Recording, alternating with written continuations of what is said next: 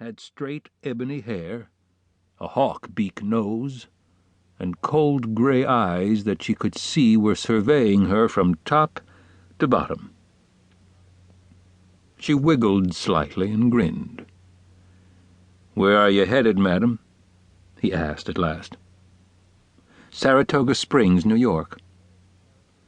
"Nice place to go if you can get there," he said thoughtfully. "But you can't. The trail's closed, and we're stopping all traffic." "Red Cloud?" she asked. "The same and more. A lot more. The Army's pulling out.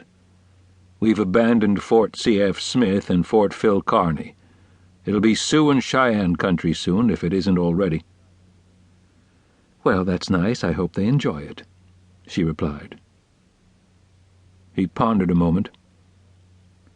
"I suppose I should ask what a lady like you is doing out here in a dangerous wilderness all alone." "Going to Saratoga Springs." She dimpled her cheeks. "Where are you coming from?" "Virginia City." He mulled that over too. "You should have gone around, and you need an escort." Going around meant a long loop west and south through Idaho and Wyoming country until she struck the Oregon Trail. "I always take the shortest route between 2 points," she said, "and I always take whatever risks are worthwhile." "I can see that," he muttered. "At any rate, you're not going. Army has instructions to stop all traffic." "I guess I'll just have to stop at Fort Ellis, then." He scratched the side of his nose.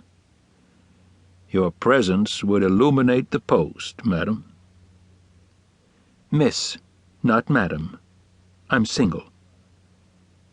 She tore the glove off her left hand, letting him see the bare ring finger, but not letting him know that the finger would always be bare, for she had no intention of ever marrying.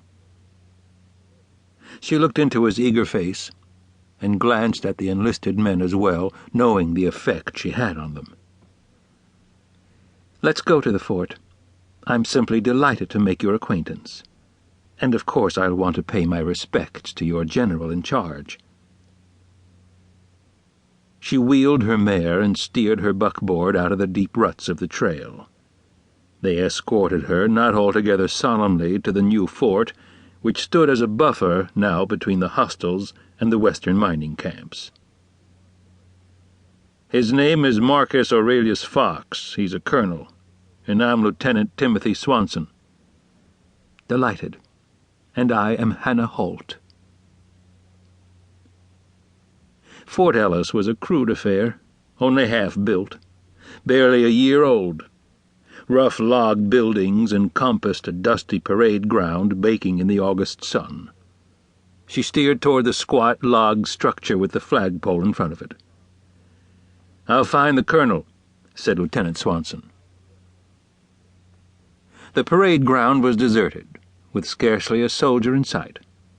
Nothing moved, not even the horses pastured in the tawny foothills to the south and east. How dreary and asleep the frontier was, she thought, and how bright and active Saratoga Springs would be. The enlisted men had vanished, and she was alone. Then Colonel Marcus Aurelius Fox materialized in the doorway, wearing cavalry breeches, suspenders, and red long johns. "My lord, a lady!" he exclaimed and yawned. "Siesta time. My apologies for this state of dishabille." He had a white, bald, jowly face, and peered at her from behind spectacles with round lenses and steel rims. "My lord, a real lady." "You look just dashing, Captain," she said prettily. It's Colonel," said the lieutenant as he made the introductions. They invited Hannah in for tea.